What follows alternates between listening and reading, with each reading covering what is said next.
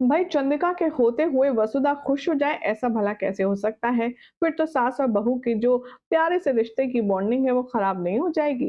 सास एकदम खराब होने की पूरी नैन नक्श जो है वो चंद्रिका में आपको नजर आएंगे फिलहाल तो, क्योंकि वो वसुधा को हर तरीके से टॉर्चर कर रही है, हर तरीके से परेशान कर रही है।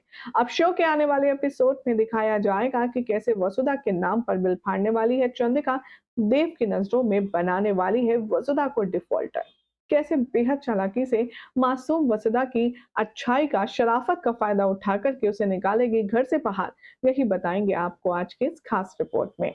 चैनल को सब्सक्राइब कर दीजिए, नोटिफिकेशन बेल भी दबाएं और साथ ही वीडियो को लाइक शेयर करें ताकि यूट्यूब इस वीडियो को प्रमोट करे, बूस्ट करे और लोगों तक पहुंचाने के लिए। लाइक शेयर करने में आपको सिर्फ प्रेस करना है, बाकी कोई चार्जेस नहीं जाएंगे, तो प्लीज चैनल को सब्सक्राइब और वीडियो को लाइक जरूर कर दीजिए। शो के आने वाले एपिसोड में आप सब देखेंगे वसुधा के कि चीजें बहुत ज्यादा कॉम्प्लिकेटेड हो चुकी हैं।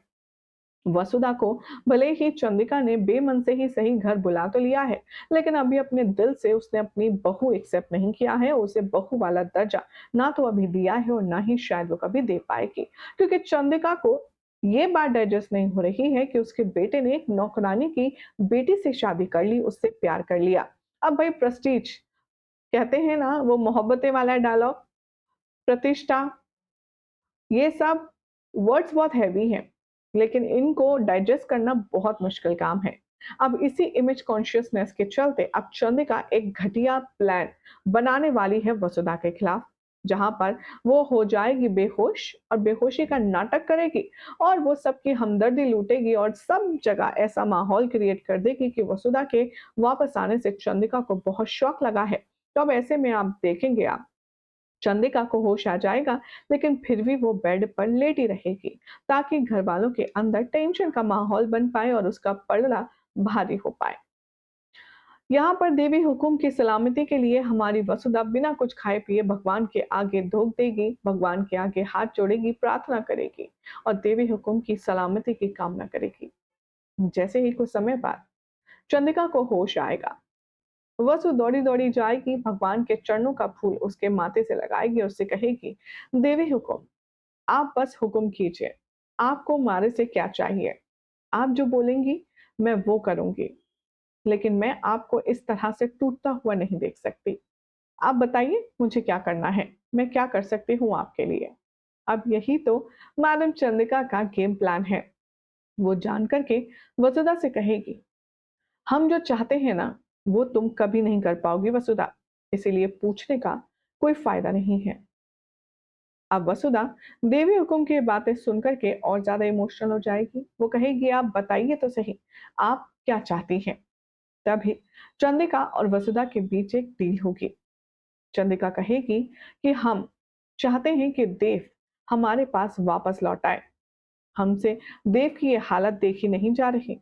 दर दर की ठोकरें खा रहा है, इतनी हाई स्टैंडर्ड के बाद भी, इतनी अच्छी डिग्री होने के बावजूद भी वो ड्राइवर की नौकरी कर रहा है तो कभी डिलीवरी बॉय बन रहा है।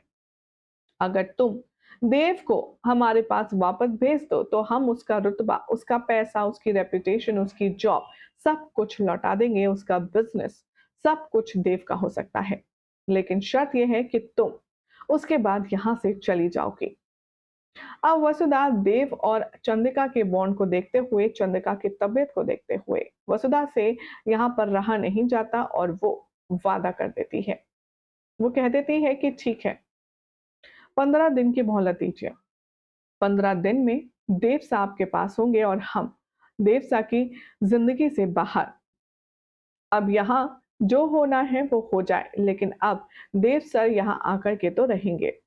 इधर दिखाया जाएगा कि चंद्रिका रिकवर होने के बाद बाहर जाएगी और सबके सामने देव को एक्सेप्ट कर लेगी, देव को गले लगा लेगी और कहेगी कि हमने तुम्हें माफ किया देव, तुम हमारे बेटे हो और तुम्हारे यहाँ ना होने से हमारे घर का और हमारे बिजनेस का बहुत नुकसान हुआ है। जल्दी से आओ और अपने बिजनेस की बागडोर संभालो, तुम्हारे बिना सब कुछ उल्टा पुल्टा हो रहा है और सब कुछ बिगड़ा हुआ नजर आ रहा है। अब देव ये सुनकर के बहुत बहुत खुश हो जाएगा कि उसकी मासा ने उसे माफ कर दिया और उसे बिजनेस ज्वाइन करने के लिए भी कह दिया है। अब आप देखेंगे कि कैसे वसुधा की अच्छाई का, उसकी शराफ़त का फ़ायदा तो चंद्रिका उठा ही रही है और वो देव को ये नहीं बताएगी कि उसने वसु से क्या डील की है। देव को लगेगा कि चंद्रिका ने दोनों को ही एक्सेप्ट कर लिया है, दोनों को ही माफ़ किया है, देव के साथ में वसु को भी एक्सेप्ट करा है, उसे घर की बहू मान लिया है। लेकिन अब कहानी में ज़बरदस्त ट्विस्ट तब आएगा जब कुछ समय के बाद देव, चंद्रिका और अविनाश ऑफ़िस जाएँगे और लौटकर जब ये लोग आएँगे, तब यहाँ पर देव अपने ढेर सारे क्लाइंट्स लाएगा जिससे चंद्रिका को बहुत गर्व होगा और बहुत खुश होंगे।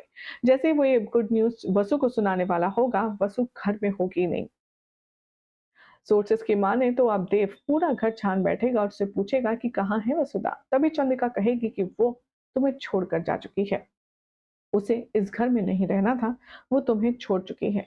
अब देव अच्छे से जानता है कि वसुधा उसके लिए क्या है और वसु के लिए देव क्या है। वो इस बात को बिल्कुल भी नहीं मानेगा। वो वसु को ढूँढने एक बार फिर से निकल जाएगा। खबरों की माने तो बताया ये भी जा रहा है कि बहुत ज़्यादा जद्दोजहद के बाद फाइनली वसुधा देव को मिल जाएगी और उसे अपनी और हुक्मसा की डील के बारे में बता देगी और कहेगी, मैं चाहकर के भी अब उस घर में वापस नहीं जा सकती जब तक देवी हुक्म खुद ना चाहे। वेल अब इसके बाद क्या देव अभी भी चौहान हाउस में रहेगा या अपनी बीवी का हाथ थामे एक बार फिर से प्रॉपर्टी, पैसा और रिश्तों को लात मारकर चला जाएगा? क्या लगता है कमेंट करें, चैनल सब्सक्राइब करें, नोटिफिकेशन बेल दबाएं और इस वीडियो को लाइक शेयर करना बिल्कुल भी ना भूलें।